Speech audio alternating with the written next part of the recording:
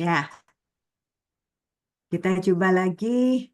Eh, kita belum Kyonghi dulu ya. Kongsi, kongsi, kongsi. Ya, Kyonghi, Kyonghi. Semoga kita semakin sehat, makin diberkati Tuhan. Ya, izinkan saya share screen dulu. Baik.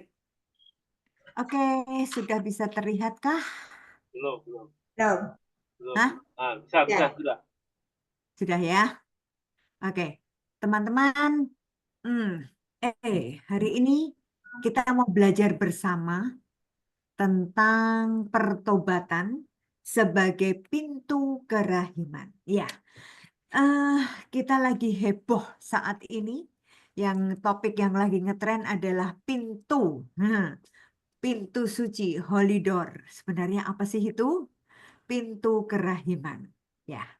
Nah, syarat untuk kita bisa masuk melewati pintu kerahiman dan mendapatkan rahmat, pengampunan atau indulgensi itu tidak lain atau hanya satu-satunya cara, yaitu dengan pertobatan. Ya, jadi saya mengatakan pertobatan sebagai kunci, sebagai pintu masuknya rahmat kerahiman Allah. Baik. Nah, saya rasa saya tidak akan membahas tentang apa itu tahun jubileum atau apa itu pintu suci, ya, koridor itu semua sudah dijelaskan oleh Romo Paroki kita masing-masing. Mari kita masuk sekarang apa dasar biblisnya. Ya. Ya, di sini saya mengutip dari Injil Lukas bab 7 ayat 47. Ya. Coba silahkan Bro Thomas boleh membacakannya. Ya.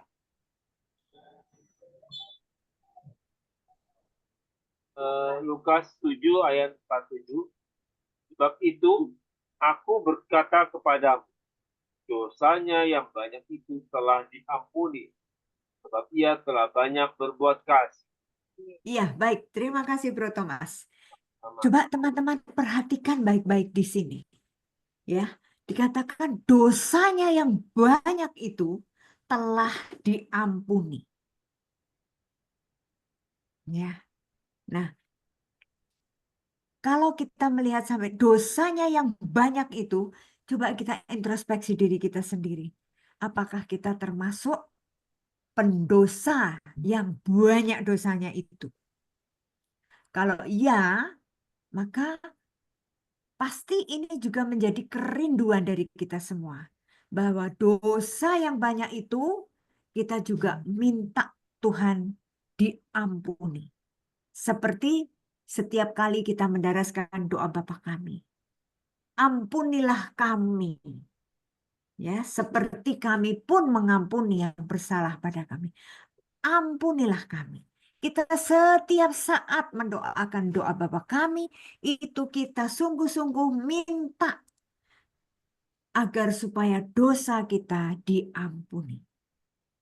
Nah, sekarang kita lihat lagi pernyataan ini. Dosanya yang banyak itulah diampuni sebab, nih ada kaitannya. Sebab ia telah berbuat kasih. Teman-teman, berbuat kasih atau perbuatan belas kasih terhadap sesama, itu ciri khas atau itulah yang kita sebut dengan kerahiman. Jadi kalau kita bicara tentang kerahiman, itu tidak bisa dipisahkan dari belas kasih, dari perbuatan kasih. Jadi kita nggak boleh sombong mengatakan saya ini devosan kerahiman ilahi sejak dari tahun 2000. Waktu Santa Faustina diangkat menjadi Santa, saya sudah menjadi devosan kerahiman ilahi.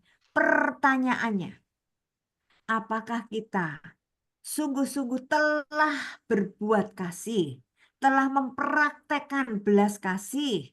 Kalau belum, kita masih julid kepada orang, kita masih iri, bahkan benci, dendam terhadap orang yang kita belum bisa mengasihi. itu namanya kita masih punya dosa yang banyak. Nah, ini yang mau saya soroti adalah kaitan hubungan antara dosa dan perbuatan kasih. Ya, mari kita lihat sekarang dari buku harian Santa Faustina. Oke, mari. 1577. Yuk, siapa yang mau baca langsung aja buka mic-nya. Oke, akunya Mau baca. saya bantu? Oh, Bu Hilda ya, silakan. 1577 BHSF. Katakanlah kepada jiwa-jiwa agar mereka tidak memasang dalam hati mereka sendiri rintangan-rintangan terhadap kerahimanku yang sedemikian ingin bertindak dalam diri mereka. Kerahimanku yang sedemikian ingin bertindak. Kerahimanku bekerja dalam semua hati yang membuka pintu baginya. Bagi orang berdosa maupun orang benar membutuhkan kerahimanku. Pertobatan adalah rahmat dari kerahimanku. Demikian juga keteguhan hati. Yes, terima kasih Mami Hilda. Teman-teman, mari kita simak bersama. Ini yang saya mau baca dari belakang, dari bawah. Pertobatan adalah rahmat dari kerahimanku, kata Tuhan Yesus.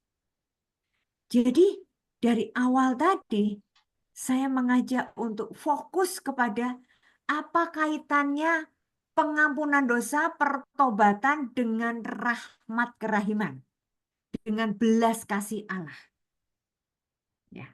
Kita bicara tentang kerahiman, itu berarti kita bicara tentang belas kasih Allah kepada kita semua. Jadi, mari kita renungkan bersama.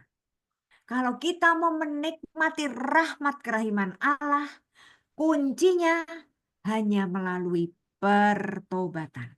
Dan ini tepat yang disampaikan atau yang dirindukan oleh Paus Fransiskus. Sepanjang tahun ini, 2025, Paus Fransiskus memberikan kesempatan sepanjang 1 tahun ini untuk seluruh umat Katolik di seluruh dunia untuk berani membuka pintu hati kita. Yang penting pintu hati kita. Kerahiman, kata Yesus, kerahimanku bekerja dalam semua hati yang membuka pintu baginya. Jadi bagaimana rahmat kerahiman itu akan sampai ke dalam hati kita kalau kita tidak berani membuka pintu hati kita. Ya. Jadi teman-teman, ini sangat menarik. Saya berulang kali mencoba untuk merenungkan.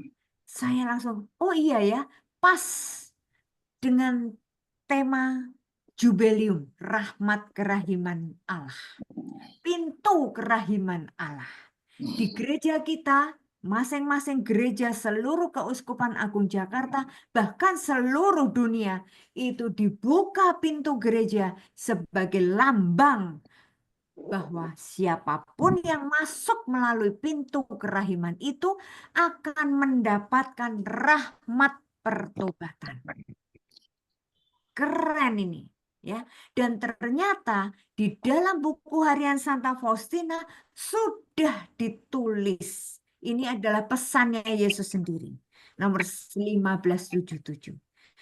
Yesus mengatakan apa pada Faustina? Katakanlah kepada jiwa-jiwa agar mereka tidak memasang dalam hati mereka sendiri rintangan-rintangan terhadap kerahimanku. Teman-teman, ini bahasa terjemahan. Yang kadang-kadang kalau kita membaca hanya selewat saja, itu nggak ngedong, nggak mudeng, nggak ngerti. Tapi coba kita simak. Ya, di sini Yesus mau mengatakan apa? Melalui Santa Faustina, Yesus mengatakan, katakanlah kepada jiwa-jiwa, kepada semua. Ini di sini tidak ada tulisan jiwa khusus umat Katolik, enggak. Tapi di sini berlaku untuk seluruh manusia. Ya, di sini dikatakan apa? Katakanlah kepada jiwa-jiwa agar mereka tidak menghambat, ya, tidak memasang jerat, tidak memberikan rintangan, tidak menutup pintu terhadap kerahimanku yang sedemikian ingin bertindak dalam diri mereka. Jadi teman-teman, kalimat ini saya ubah. Yesus mengatakan pada Faustina, katakanlah kepada jiwa-jiwa seluruh umat dimanapun mereka berada, ya, supaya mereka mau membuka hatinya, ya, membuka hati masing-masing, supaya rahmat kerahiman Allah sungguh-sungguh masuk, sungguh-sungguh berkarya di dalam hati setiap jiwa. Jadi sebenarnya kuncinya di mana? Kuncinya di masing-masing dari kita. Masing-masing dari kita, Anda dan saya, tidak terkecuali. Pertanyaannya, mau apa enggak membuka pintu supaya rahmat kerahiman Allah sungguh-sungguh rahmat kerahiman Allah sungguh-sungguh masuk dan berkarya.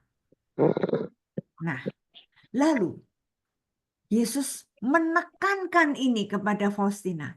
Kerahimanku bekerja dalam semua hati yang membuka pintu baginya. Lagi-lagi, semua tergantung kita, Anda dan saya. Kita semua diberi kebebasan. Mau apa enggak kita membuka pintu untuk rahmat kerahiman Allah. Dan yang saya bold hijau ini, perhatikan baik-baik. Baik orang berdosa maupun orang benar, itu semuanya membutuhkan kerahiman Allah. Kalau kita menyadari kalimat ini, teman-teman, kita tidak akan pernah berani menutup hati kita. Pasti kita berusaha sedemikian rupa setiap hari. Ku buka hati untuk Roh-Mu Tuhan. Lihat, pasti kita akan berusaha terus-menerus membuka hati. Supaya apa? Supaya rahmat kerahiman Allah sungguh-sungguh dapat secara penuh berkarya di dalam diri kita. Jangan kita menutup rahmat itu. Ya, jadi saya merenungkan ini luar biasa banget loh. Yesus Saya memberi mohon maaf, kesempatan kepada kita semua tanpa kecuali. Semua jiwa, baik itu yang masih tidak percaya dengan dia, atau yang sudah percaya tapi suam-suam kuku, atau yang sama sekali cuek, tidak peduli dengan kerahiman Allah. Semua diberi kesempatan untuk membuka hati supaya kerahiman Allah, rahmat kerahiman Allah sungguh-sungguh nyata melalui pertobatan. Ya. Jadi saya juga ingat di dalam Mazmur dikatakan apa? Sekalipun dosamu merah seperti kermisi, asal kita dengan sungguh-sungguh membuka hati untuk supaya Tuhan yang Maha Rahim datang, pasti akan menjadi putih seperti salju. Wih, keren. Keren banget. Jadi benar ya teman-teman, ingat ini. Pertobatan adalah rahmat dari kerahiman Allah. Pertobatan adalah pintu rahmat kerahiman Allah. Itu. Maka saya ngambil temanya berdasarkan nomor ini. Ya. Oke, next. Ya, silahkan siapa yang mau baca? 301. Ini nomor sudah sering kali kita baca. Yuk. Linda bantu deh. PHF 301. Maklumkanlah bahwa kerahiman adalah sifat Allah yang paling tinggi. Kerahimanlah mahkota segala karya tanganku. Pengampunan dosa merupakan rahmat terbesar dari Allah yang Maha Rahim. Yes, terima kasih Linda. Teman-teman, lagi-lagi saya mau menekankan dari yang bawah.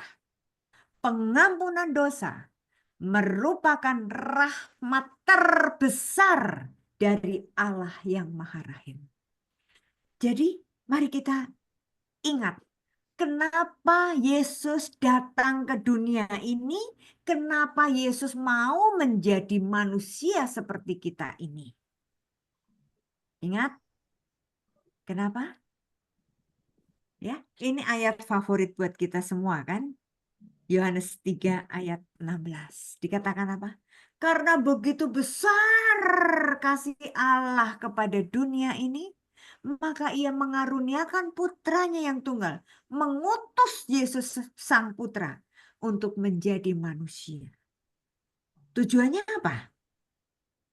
Supaya siapa yang percaya kepadanya tidak binasa, melainkan memperoleh hidup yang kekal. Itulah tujuan Yesus datang ke dunia ini. Supaya kita semua jiwa menikmati kerahiman Allah. Ingat teman-teman, kita bisa diselamatkan bukan karena kepandaian kita, bukan karena gagah perkasanya kita, bukan karena kesucian kita atau apapun itu. Tetapi 100% kita diselamatkan karena rahmat Allah yang Maha Rahim. Nah, ini jadi sangat-sangat penting ini. Kerahimanlah mahkota dari karya tanganku.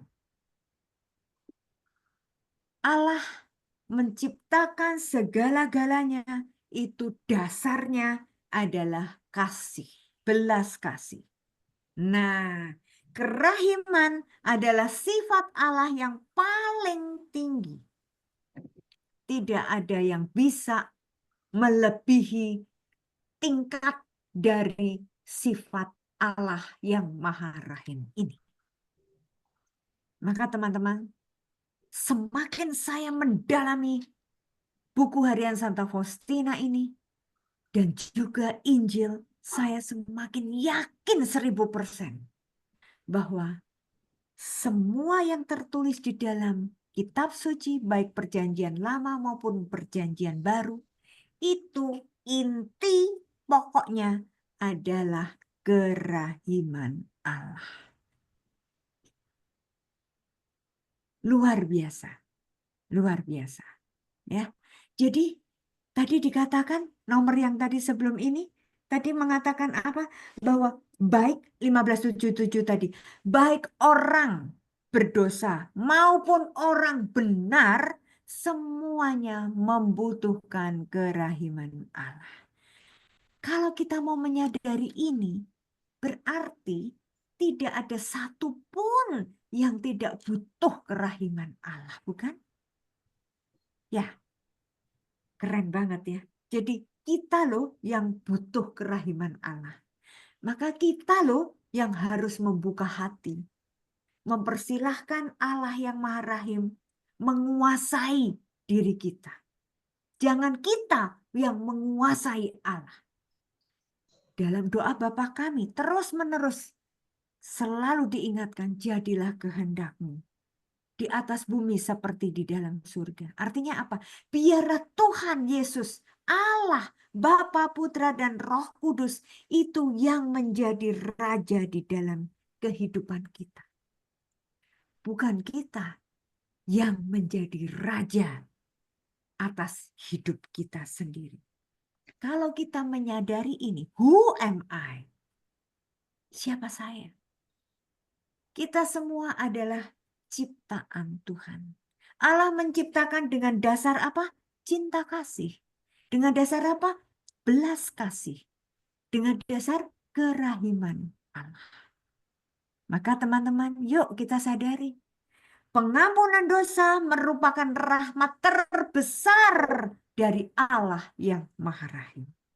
Kerahiman adalah mahkota dari segala karya tangan Allah.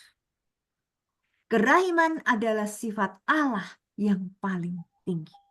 Wih, keren, keren, keren, keren.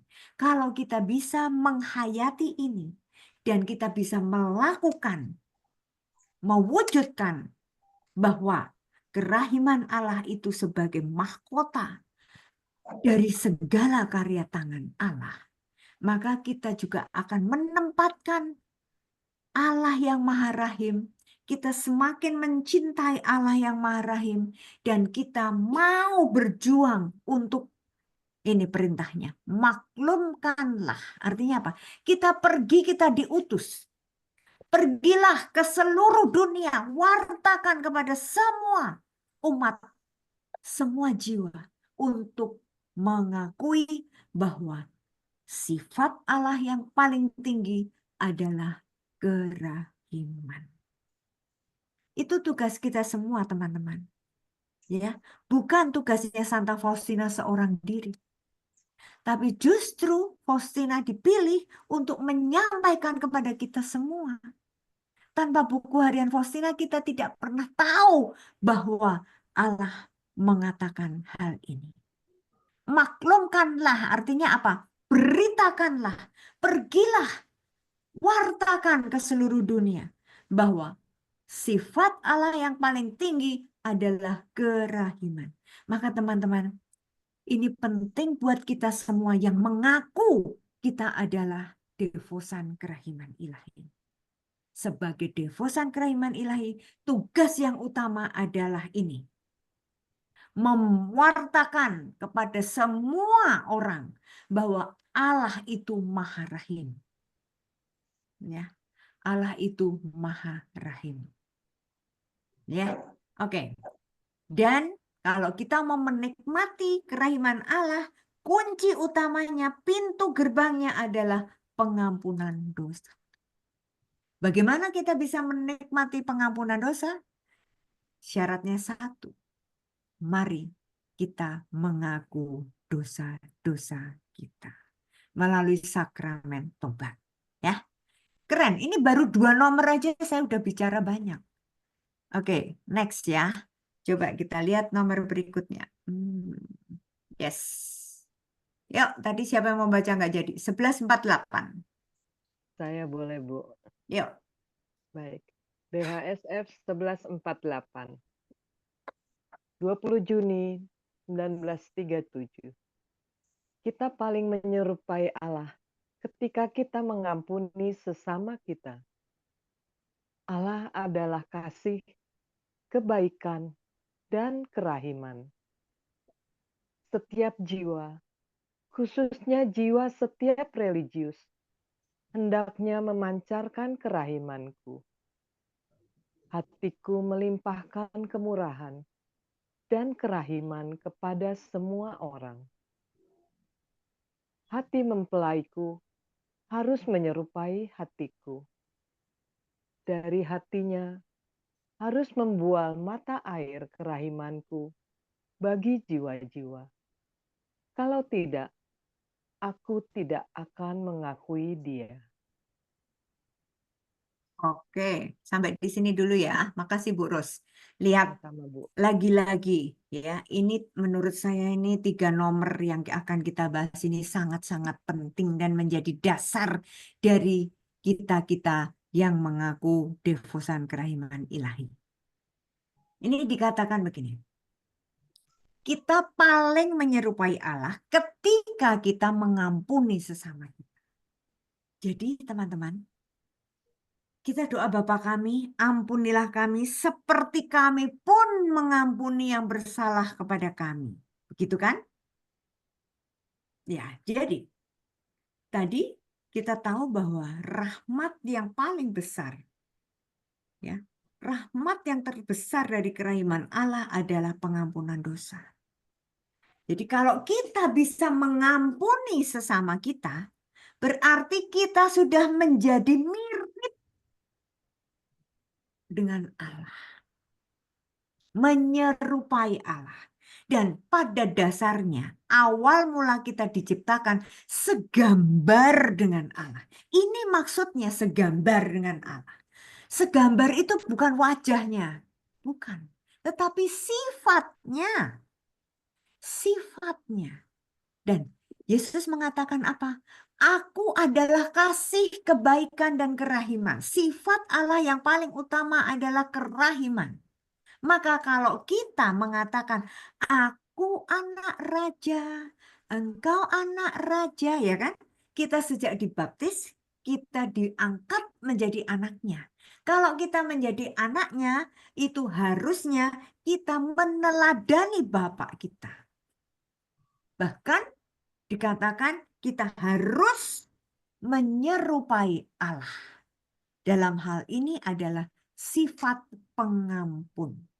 Jangan malah sebaliknya, kita malah pendendam, mengingat kesalahan teman, udah bertahun-tahun, udah berpuluh-puluh tahun, nggak bisa move on.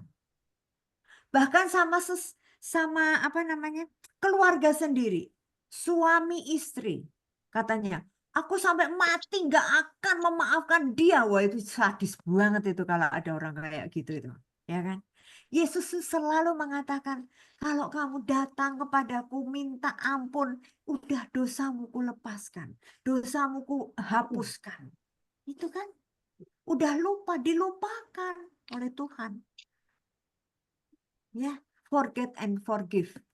Dilupakan, kita harus bisa move on. Jangan malah nyimpen kebencian, nyimpen dendam kepada orang. Diingat-ingat terus kesalahan orang. Itu berarti kita menjadi musuhnya Tuhan. Kalau kita mau menyerupai Tuhan, kita harus juga bisa mengampuni sesama. Ampunilah kami seperti kami pun mengampuni. Lihat, kenyataannya bisa nggak kita melakukan itu? Benar nggak kita sudah mengampuni orang? Bisa kelihatan dari wajah kita masing-masing. Ya, kalau kita betul-betul hati kita ini bersih, tidak menyimpan dendam, tidak menyimpan iri kepada sesama. Itu nggak usah pakai make up macam-macam, nggak usah pakai ditarik-tarik itu. Pasti akan kinclong dengan sendirinya. Akan memancar ya, inner beauty itu. Nyata. Sungguh nyata. Ya, maka lihat lagi, setiap jiwa, khususnya setiap religius, hendaknya memancarkan kerahimanku. Teman-teman, ini juga tugas kita. Bukan hanya yang dimaksud di sini, religius itu pastor, suster, ya. Tapi kita juga termasuk. Kita ini juga kaum religius loh. Karena kita sungguh-sungguh beriman pada Kristus. Orang yang beriman pada Kristus itu termasuk orang yang religius. Maka dikatakan di sini, setiap jiwa, apalagi yang mengaku devosan kerahiman ilahi, anggota KKI apalagi sudah puluhan tahun, harusnya, hendaknya memancarkan kerahiman. Harus begitu. Ini tantangan di tahun 2025. Ini baru pertama kali kan saya ngisi KKI Cideng ini ya, Bu Ros ya, di Ya. awal tahun Awal 2025. Iya, Bu. Betul ya? Kita buka pintu hati kita. Kita buka hati kita sungguh-sungguh untuk mampu melakukan kehendak Tuhan, yaitu mengampuni sesama kita. Di dalam Injil terus-menerus Yesus mengatakan apa? Ampunilah musuhmu. Loh, malah musuh kita aja suruh diampuni kok. Kasihilah musuhmu. Nah loh, kita harus bisa memancarkan kerahiman Allah. Memancarkan kerahiman Allah itu artinya apa? Kita juga mau menyerupai Allah, yaitu mengampuni. Terus-menerus mengampuni. Mengampuni sampai kapan? Muridnya Yesus tanya, Guru, berapa kali aku harus mengampuni? Jawabannya apa, Bu Ros? 7. 7 kali 7. 7 kali 70 kali. Artinya apa? Tidak terbatas. Tak terbatas kuasamu Tuhan. Kuasa apa yang tidak terbatas dari Tuhan? kuasa pengampunan dosa. Tidak ada batasnya. Nah, maka teman-teman, lihat di sini Yesus juga mengatakan apa? Hatiku melimpahkan kemurahan dan kerahiman kepada semua orang. Ini diperjelas lagi. Bukan hanya orang Kristiani, tetapi kepada semua orang. Jadi kita juga nggak boleh pelit-pelit, kita nggak boleh mengkotak-kotakkan, kita nggak boleh mendiskriminasikan. Karena hak setiap orang, setiap ciptaan Tuhan mempunyai hak untuk menerima rahmat kerahiman. Ini kalau kita terus-menerus merenungkan sangat dalam, keren. Saya nggak pernah bosan. Baca lagi, baca lagi. Benar juga ya. Ya. Jadi hati Tuhan melimpahkan kemurahannya, kerahimannya kepada semua orang. Maka Yesus mengatakan pada Faustina, hati mempelaiku harus menyerupai hatiku. Ini lebih lagi ditekankan hati dan hati, heart to heart. Yesus mau mengatakan apa? Kamu harus menyerupai aku, terutama dalam sifatnya, bukan mukanya, ya, tetapi hati. Hati Yesus adalah hati yang maha rahim. Hati yang penuh dengan pengampunan. Hati yang penuh dengan belas kasih. Nah itu. Nah, Yesus mengatakan Allah adalah kasih, kebaikan, dan kerahiman. Di mana ada kasih, di situ ada Allah. Di mana ada kebaikan, kemurahan hati, di situ Allah ada. Di mana ada kerahiman atau belas kasih, itu adalah Allah. Maka teman-teman, kita harus semakin membuka mata kita lebar-lebar. Jangan pakai kacamata kuda. Kacamata kuda itu hanya fokus ke depan saja, nggak bisa tengok-tengok. Tapi kita diajak untuk membuka mata kita lebar-lebar. Membuka pintu hati kita lebar-lebar. Untuk apa? Supaya dari hati kita membual mata air kerahiman Tuhan bagi semua orang. Kita dipanggil, kita dipilih, diutus untuk apa? Untuk bisa menjadi serupa dengan Allah. Kembali ke kodratnya pada saat kita diciptakan. Segambar dengan Allah. Segambar dengan Allah artinya kita harus bisa menciptakan atau membagikan menjadi mata air kerahiman seperti hatinya Yesus. Itu tugas kita. Nah, lalu ini ada sebab akibat kan? Kalau kita tidak mau melakukan itu, kalau kita tidak mau membuka hati dan kita tidak mau mencurahkan kerahiman atau belas kasih kepada sesama, kita lihat kalimat terakhir. Kalau kamu tidak mau melakukan itu, tidak mau melakukan perbuatan kasih, Yesus mengatakan apa? Aku tidak akan mengakui kamu. Nih. Ini juga ada di dalam Injil Matius bab 25 ayat 40. Di saat penghakiman terakhir, Yesus tanya 7 hal tentang belas kasih. Varia, di saat aku lapar, kenapa kamu tidak memberi aku makan?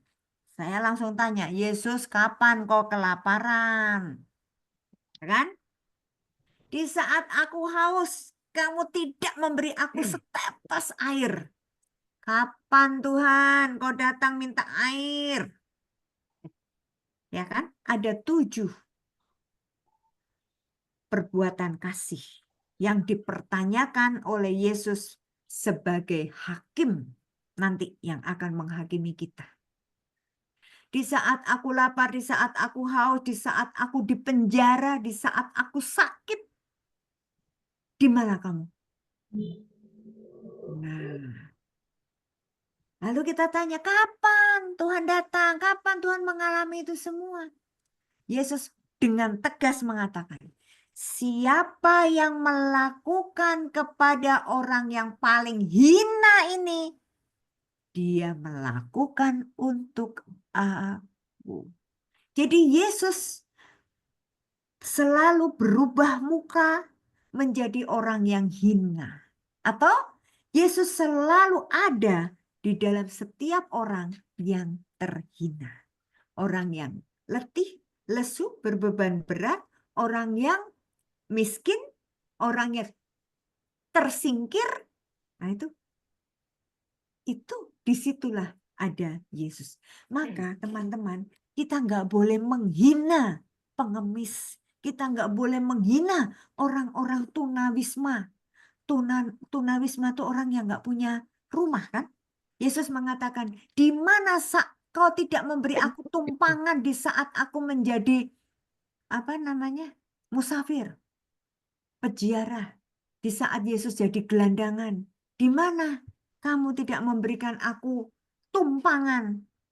Nah, maka berdasarkan itu, mari teman-teman, kita mempersiapkan hati kita, membuka hati kita, mengubah mindset kita ini, mengubah pola pikir kita yang selama ini masih terkungkung dengan ego. Kita saat ini juga buka. Lepaskan semua itu. Buka selebar-lebarnya. Seperti Paus Fransiskus mengatakan, setiap gereja wajib membuka lebar-lebar pintu gereja yang utama. Pintu utama gereja sebagai simbol hati Kristus yang Maha Rahim terbuka lebar-lebar untuk siapapun, untuk semua orang yang berdosa. Supaya mereka juga mendapatkan kelimpahan, kemurahan, dan kerahiman Allah. Wah, keren ya, 3 nomor aja sudah. Wih, saya tuh sangat semangat. Begitu Ibu Ros kemarin nanya ke saya, Bu, temanya apa? Tunggu ya, saya belum dapat wangsit. Lalu saya mencoba merenung. Tahun ini adalah tahun Jubileum Kerahiman. Pintu Jubileum terbuka. Apa sih artinya Jubileum itu? Tahun Yobel itu tahun pembebasan. Dibebaskan dari apa? Dari belenggu dosa. Siapa manusia yang tidak berdosa? Tidak ada. Tidak ada. Kita semua berdosa. Bahkan tadi dikatakan sekalipun dosanya berat. Begitu kita menyerahkan diri kita dalam sakramen tobat, rekonsiliasi, kita mau menyerahkan, Tuhan, ini aku datang berlutut di hadirat-Mu, menyerahkan seluruh dosa-dosaku. Maka Tuhan langsung menghapuskan seluruh dosa-dosa kita. Ya. Pada dasarnya, sejak awal mula Tuhan menciptakan kita, itu dasarnya adalah cinta kasih. Dan ingat, Yesus mengatakan, hendaklah kamu murah hati seperti Bapamu murah hati. Lukas 6:36. Hendaklah kamu murah hati seperti Bapamu murah hati. Hendaklah kamu menyerupai Allah dengan cara mengampuni sesama kita. Ya. Kita seringkali menyanyi, ku mau sepertimu Yesus, disempurnakan selalu. Mau menyerupai Yesus, mau seperti Yesus. Dan di sini dengan sangat jelas dikatakan, kita paling menyerupai Allah ketika kita mau mengampuni sesama kita. Poinnya di situ. Oke ya teman-teman, mudah-mudahan dari 3 nomor ini saja sudah menjadi bekal supaya kita semakin yakin, semakin mantap untuk maju masuk ke pintu Jubilium. Ya, siapa yang udah ziarah ke pintu-pintu 9 gereja, ya toh? Nah, dasarnya ini kita harus bisa memahami dulu, nggak cuman pergi ke gereja masuk ke pintu pintu apa namanya? Oh, jadi ngeblank. Pintu Apa suci, istilahnya? Koridor. pintu suci, Porta Santa. Ya, Koridor. Porta Santa. Ya, jangan cuma asal sekedar masuk tapi kurang mudeng, nggak ngerti mau ngapain. Yang penting pokoknya aku dilihat orang sudah pergi ke 9 gereja. Wow, sedeng itu namanya. Teman-teman, mari kita terus-menerus membuka hati, menyadari buat apa kita pergi ke Porta Santa. Buat apa kita masuk ke sana. Ini dia. Ini dia. Ya. Jadi saya sungguh bersyukur bahwa dalam 2 hari ini saya menemukan tema yang luar biasa.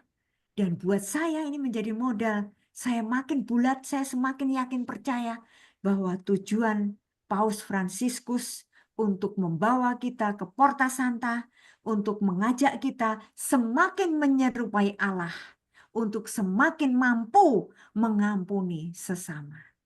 Dan dengan demikian kita juga nanti dengan sendirinya hati kita akan dibersihkan oleh Tuhan dan kita akan dimampukan untuk memancarkan kerahiman Allah. Bahkan nggak cuma sekedar memancarkan, tetapi Yesus mengatakan dari hatinya akan membual. Membual itu apa? Menjadi sumber yang tidak pernah habis. Tak habis-habisnya, ya kan? Mata air kerahiman. Karena Allah Alfa dan Omega. Allah kita tidak pernah habis. Cinta Allah, kasih Allah, kebaikan Allah, belas kasih Allah, kerahiman Allah, sifatnya kekal. Tidak ada batasnya, tidak ada expired date-nya. Long time. Kekal abadi. Amin.